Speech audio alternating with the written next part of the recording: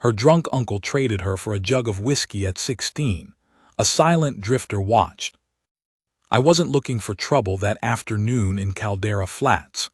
I was looking for a place to water my horse and maybe spend a nickel on a bowl of whatever passed for stew in that town, which wasn't much of a town to speak of, a feed store, a livery, a saloon that doubled as everything else, and a handful of sun-cracked buildings that seemed embarrassed to be standing.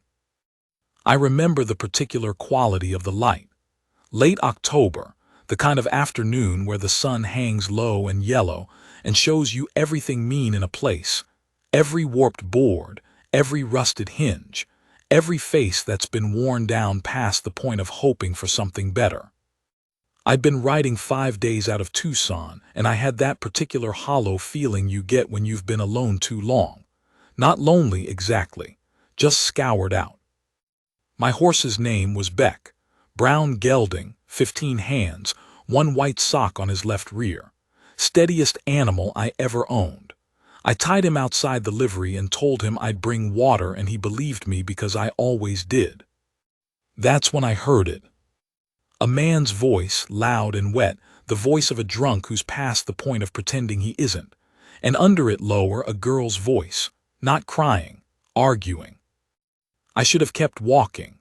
I've kept walking past worse in my life and don't apologize for it, because a man alone on the frontier learns quickly which troubles are his and which aren't, and mostly they aren't.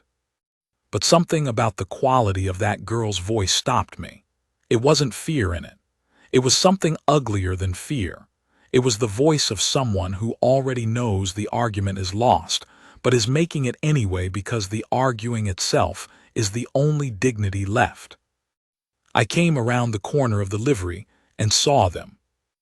The man was maybe 50, though he could have been 40 with a hard life, thick through the chest and gone to fat, wearing a vest that'd been red once and was now the color of old blood. He had a jug in one hand, brown ceramic, the kind you buy cheap and fill cheap. His other hand was wrapped around the upper arm of a girl, and he was talking at someone I hadn't seen yet. The girl.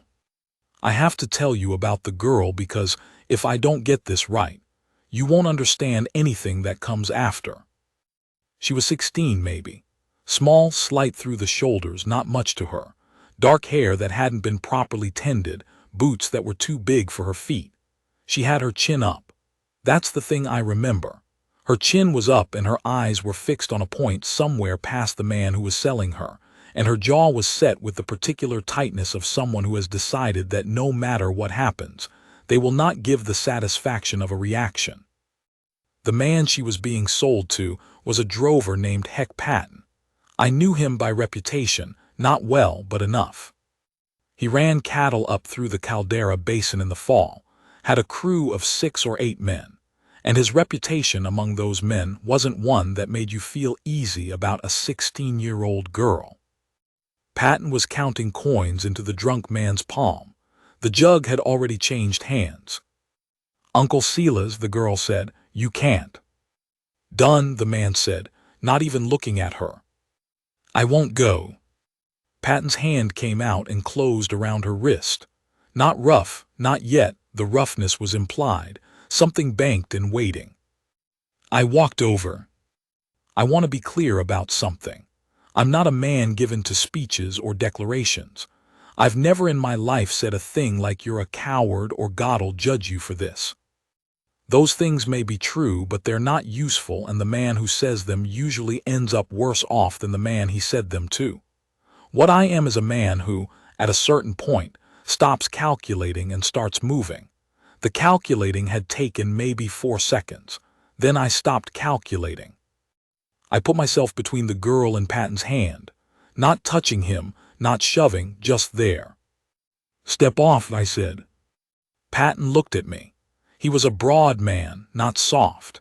He had a gun on his hip and the ease of a man who's used it before, not as a last resort but as a first one. He looked at me the way you look at something that's appeared in your way, mildly annoyed, calculating whether it's worth the trouble. "Walk away, friend," he said. "Not your friend," I said. "Step off." The drunk uncle had gone quiet. He had his jug. He was watching with the blank expression of a man who's already moved on to whatever comes after the selling, the drinking, probably. Patton looked at me a moment longer. Then he looked at the girl, then back at me. Whatever he was reading in my face, he decided he didn't like the story it told. He wasn't a coward, but he wasn't stupid either, and stupid is what you'd have to be to push hard on a man who's standing that still and that quiet with his hands loose at his sides. Still water's the kind that drowns you. He took a step back, said something under his breath about the coins. The uncle seemed not to hear. Patton walked away. I stood there until he was gone from sight, which took a while because I wanted to be sure. Then I turned to the girl. She was still holding her chin up. Her wrist, where Patton had grabbed it, she was rubbing with the fingers of her other hand, not massaging it, just touching it, like checking to make sure it was still hers. "You need somewhere to go," I said. Not a question, it was obvious. She looked at me. Brown eyes, the particular kind of brown that's almost amber in low light. She was sizing me up with the deliberateness of someone who's been disappointed before and isn't in a rush to be disappointed again. "What do you want?" she said. "Nothing," I said. She didn't believe me. I wouldn't have believed me either at her age and her position in that town. Some disbeliefs are just sense. "My name's Frank Cutter," I said. "I'm riding through. I've got enough money for 2 meals and I'm going to eat one of them. You can have the other one and then we'll figure out what comes next." She looked at the uncle, who had already made his way to the door of the saloon and was pushing through it with his shoulder, jug held close. "He's going to be drunk for 3 days," she said. "He always is." "Then we've got 3 days before you need to worry about him," I said. A long moment, then she said, "My name's Clara." "All right, Clara," I said, "let's get some stew." What came next is harder to tell in order, because it didn't happen in order. It happened in pieces over months and then years, and the way I carry it isn't like a story with a beginning and an end. It's more like a series of weights, some of them heavy and some of them the other kind, the kind that anchor you to something good. The stew was bad, we ate it anyway. I found out over that meal what Clara's situation was. Her parents were dead, mother from fever when Clara was 9, father from a horse fall the following winter. She'd been living with Silas Greer, her mother's brother, since she was 10 years old. 6 years of that.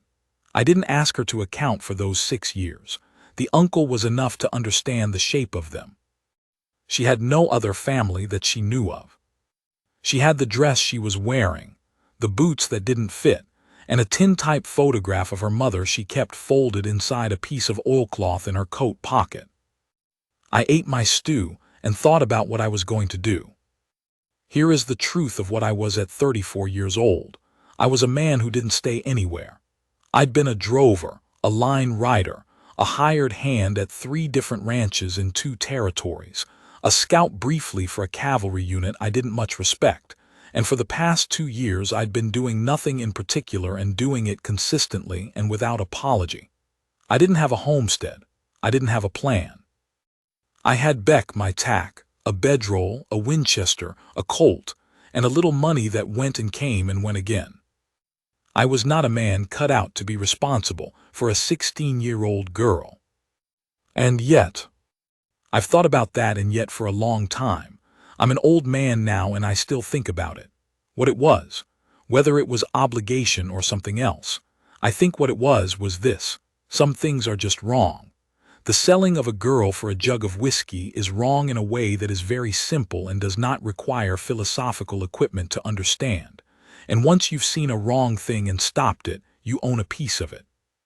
You can't walk away from what you've intervened in without making yourself into a certain kind of man. And I already knew what kind of man I was. The kind who, apparently, did not walk away. I told her I'd ride with her east to the town of Myra Verde where there was a women's mission I'd heard about. She could get herself settled there, find work, get her footing. She said she wasn't going to a mission. I said it wasn't charity, it was a starting place. She said she'd heard the word mission before, and what it meant was someone else deciding what was good for you. I thought about that, then I said, "All right, what do you want?" She said she wanted to work. I said I knew a rancher north of Myra Verde named Adele who ran a clean operation and had hired on women before as cooks and as help in the house. It wasn't exciting work, but it was honest and the pay was fair and nobody would bother her. She said that sounded like somewhere to start.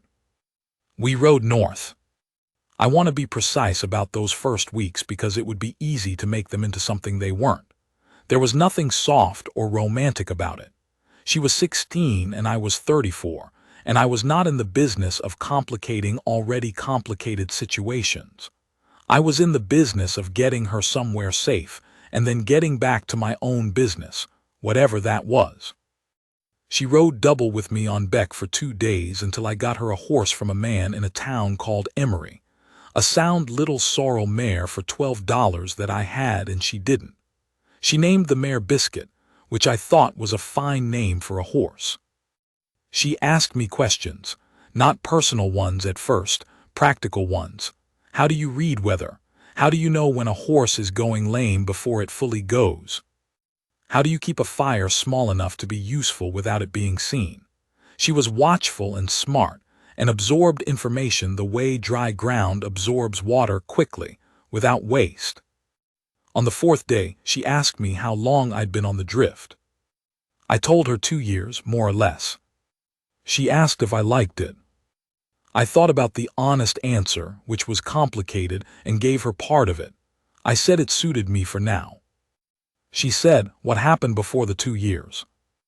I said, "A ranch in New Mexico that didn't work out." She didn't press. She understood, I think, that some stories are offered in parts and you take the parts you're given. We made Myra Verde in 8 days.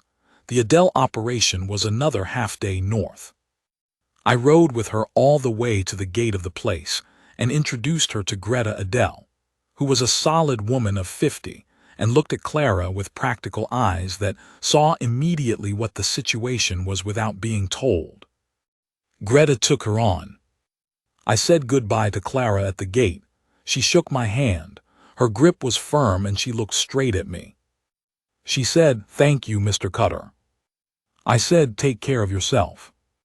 I rode south. I made it maybe 40 miles before I turned around. I'm not proud of the time it took. 40 miles and about a day and a half of argument with myself before I admitted what was obvious. I wasn't going to be comfortable leaving her there and not knowing how she did. It wasn't sentiment. It was more like you've staked something. You want to know if it holds. That's what I told myself.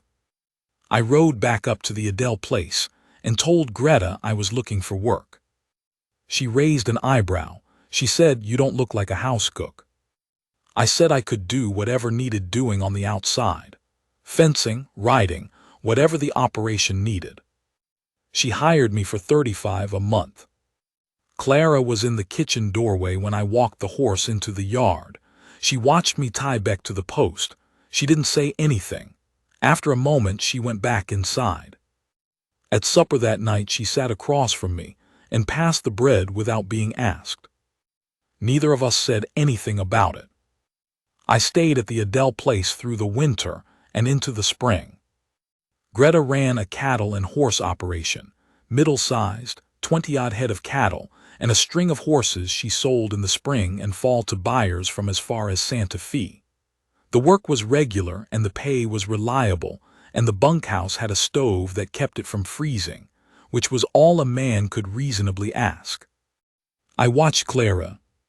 Not like that, let me be clear. I watched her the way you watch someone you've put a stake in wanting the investment to prove sound, and it did. She was quick. She was competent in a way that went beyond what she'd been taught, which wasn't much. She learned the kitchen work fast and then started pushing past it, asking Greta about the horses, about the accounts, about how the cattle were graded and what the buyers were looking for. She had a mind that didn't sit still. She and I developed an easy way of talking. Not much. We were both people who'd learned to be economical with words but comfortable. She'd ask me things. Practical things mostly, about horses or trail or weather. Sometimes she'd tell me something she'd figured out about a person or a situation, and it was always perceptive, usually more perceptive than what I'd have said. Once in February, there was a problem with one of Greta's hands.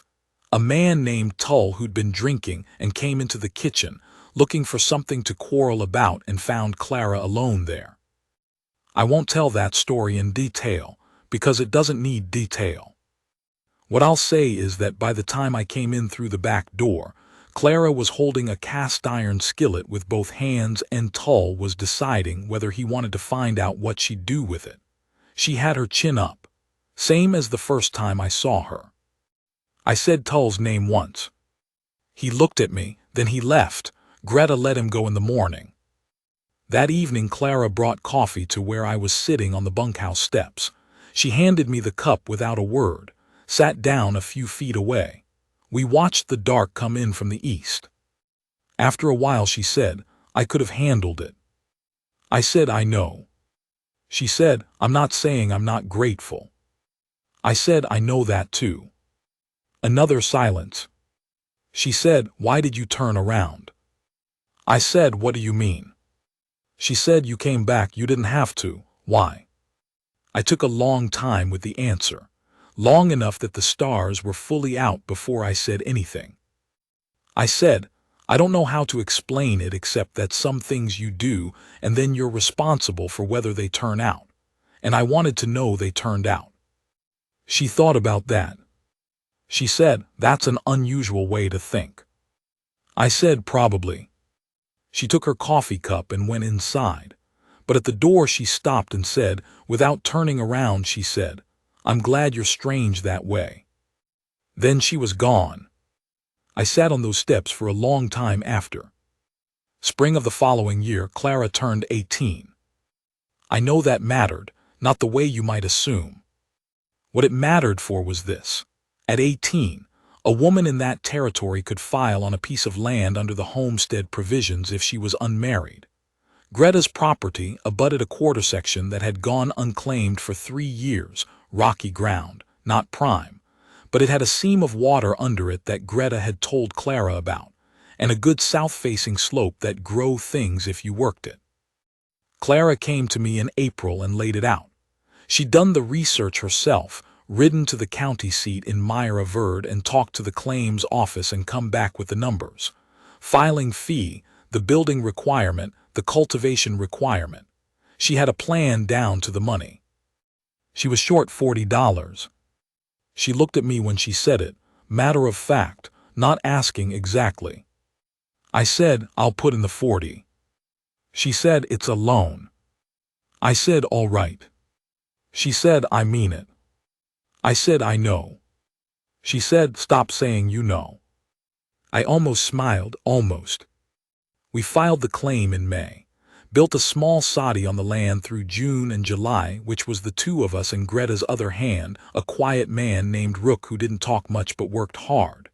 Clara was not a person who stood to the side and watched. She hauled sod, she mixed mud, she drove stakes. She was not soft about any of it. By August the soddy was up and she moved in. The first night she slept there alone, I rode by on the way back from checking Greta's eastern fence line and saw her lamp burning through the single window. Yellow Warren, light in all that dark. I didn't stop. I don't know why I even mention it except that it's one of the things I still carry. That particular window, that particular light, and the feeling it gave me, which I didn't have a name for yet. I need to be honest about something, because this story isn't honest if I leave it out. I am not by nature a man who recognizes his own feelings in a timely fashion. I've been told this.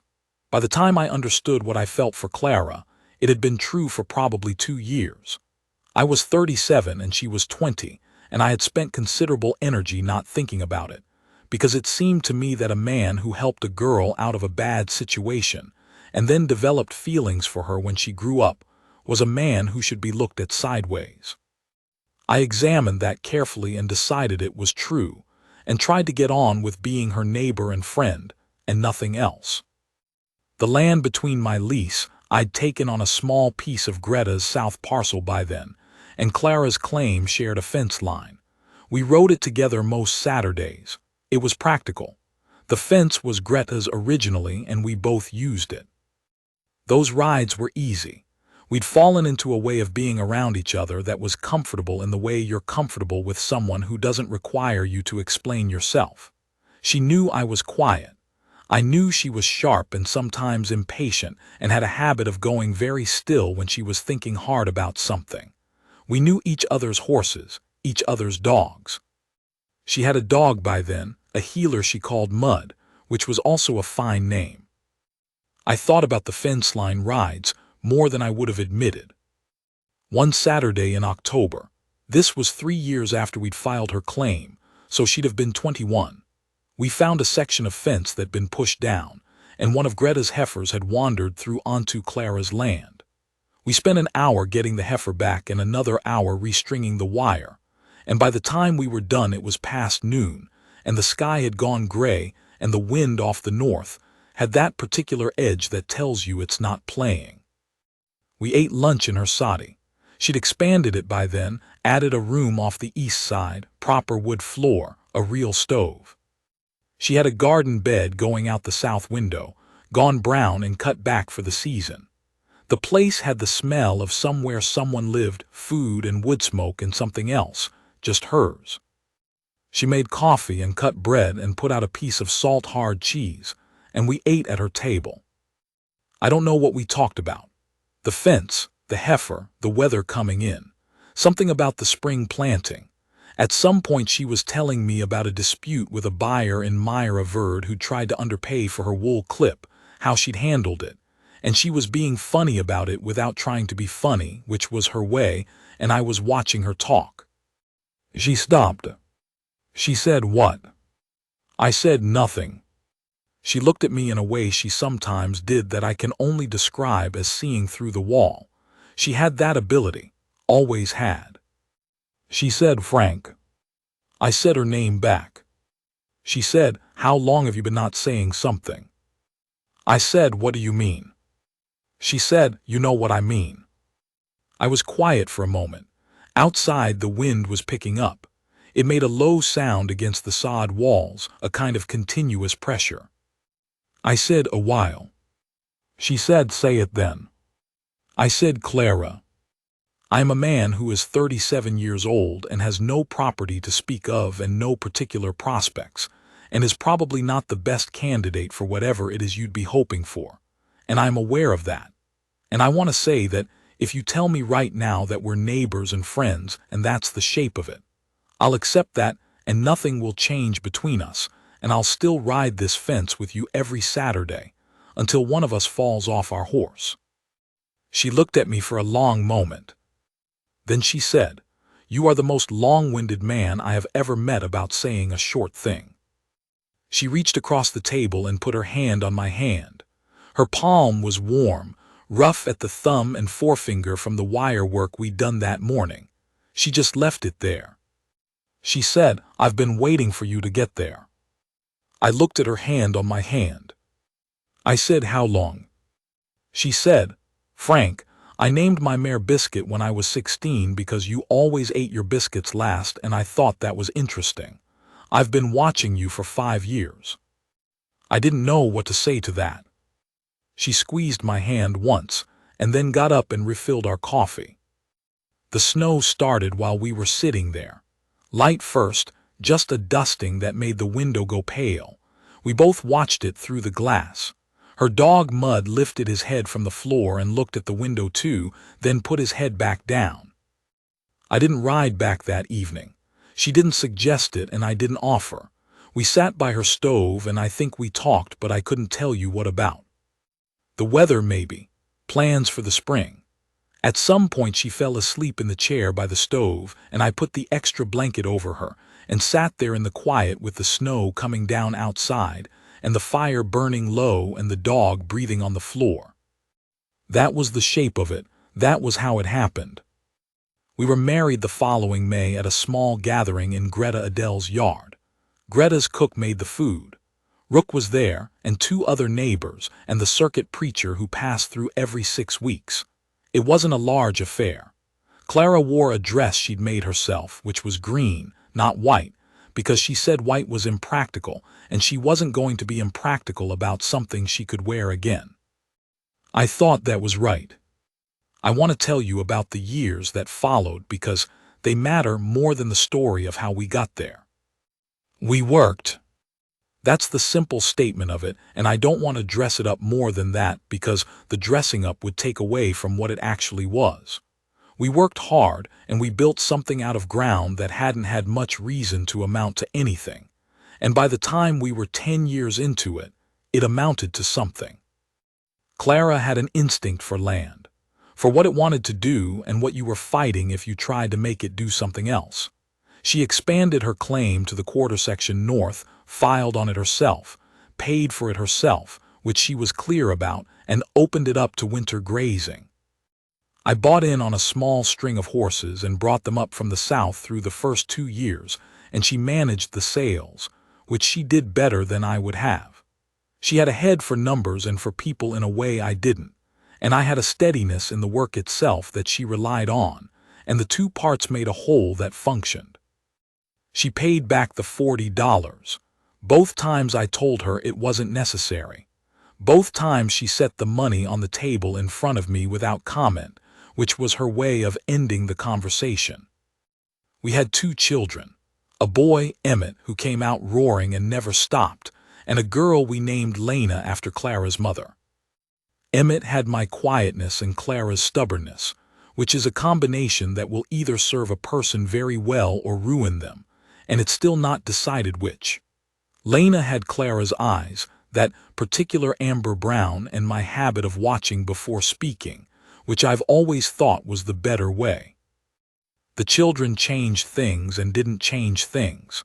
The work was the same kind of work, but there was more weight to it, more reason to be careful, more reason to do a thing right the first time. I want to tell you about a night when Emmett was 4 and Lena was 2.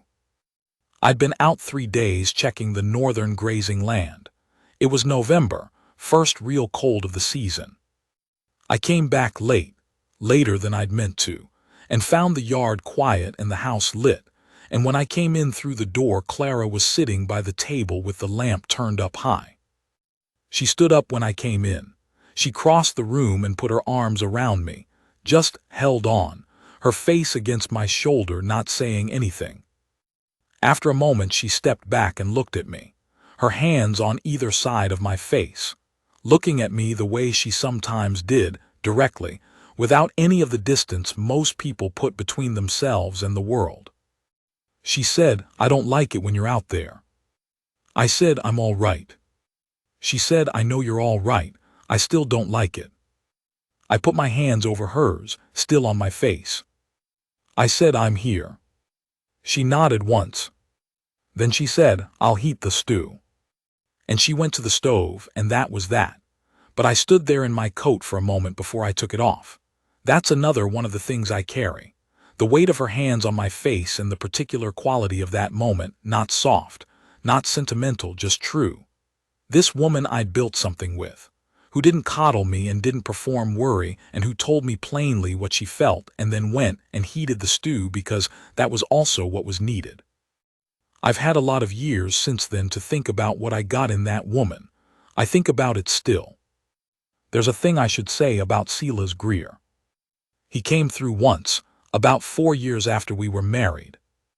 I didn't know he was in the county until Greta mentioned it. He'd shown up in Myra Verd, she said, drinking in the same saloon where he'd always drunk, asking around. I rode into town that afternoon. I found him outside the saloon. He'd aged more than 4 years in 4 years.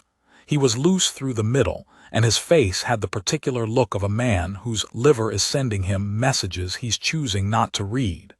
He looked at me without recognition at first, then something clicked. He said, "I'm looking for my niece." I said, "She's not your niece any more than property you sold is still yours." He thought about that. He said, "She might want to see family." I said, "She doesn't." And if I see you within 10 miles of our property, I'll ensure that the next conversation we have goes differently than this one." He looked at me. I was 39 years old at that point, work-hardened, probably 50 pounds heavier than the drifter he'd have seen in Caldera Flats if he'd even registered me. I was also standing very still, in the way I'd stood that first afternoon. He got on his horse. I watched him ride south, then I went home. I didn't tell Clara about it right away. I told her that night, after the children were asleep. I wanted her to know, and I wanted it to be her choice what she did with the information. She was quiet for a moment. Then she said, "Thank you for going." I said, "You didn't need me to." She said, "No, but thank you for going." I understood what she meant, that there's a difference between what a person can handle and what they should have to. Emmett is 26 now. He runs the North grazing operation with a steadiness I recognize and a temper I'm less sure about. Lena is 24 and married to a man in Myra Verde who runs a small dry goods store, which is not the frontier life, but it's a good life, and she seems to move through it the way her mother moves through things, with a calm that isn't cold, with a purpose that doesn't require explaining. Clara's hair has the white in it that mine does. We both move a little slower in the mornings, which she says nothing about and I say nothing about, which is our way. What I want to tell you, and what I keep coming back to, I'm not sure I've ever said it clearly before, is what it meant, what it means, to have been the man who stood between her, and what that afternoon in Caldera Flats would have made of her. Not in a way that takes anything away from her. Hear me right. She built herself. She made every choice that mattered. The grit and the intelligence and the stubbornness and the warmth she doled out in exact amounts, that was hers, not mine. I didn't make any of that. I just got there first, stood in the way long enough for her to make it through. But I want to say this clearly, for whatever it's worth. I know what I am. I know what my life was before that afternoon and what it's been after. I was a man going nowhere at a reliable pace. I'd convinced myself that was a kind of freedom, which it was, if you use freedom to mean absence, which is a poor use of the word. What came after was not absence. What came after was Emmett and Lena, and the North grazing land and the fence line we still ride together on Saturdays when the weather allows. What came after was 26 years of a woman who chose me, specifically me, the quiet one, the drifter who turned his horse around for reasons he couldn't fully account for, and made that choice every day the way you make choices that matter, without ceremony, with your whole self. She sees me, has since the beginning, I think, in that way of hers that goes through the wall. She looked at a man who stood still and quiet with his hands loose at his sides and saw something. Enough, and she was right. That's not a small thing. I spent a long time thinking it was, or that I didn't deserve to hold on to it, or that there was something suspect about a man who counted himself fortunate in his family when that same family was the thing he'd accidentally tripped into. I've let that go. It costs too much and doesn't buy anything.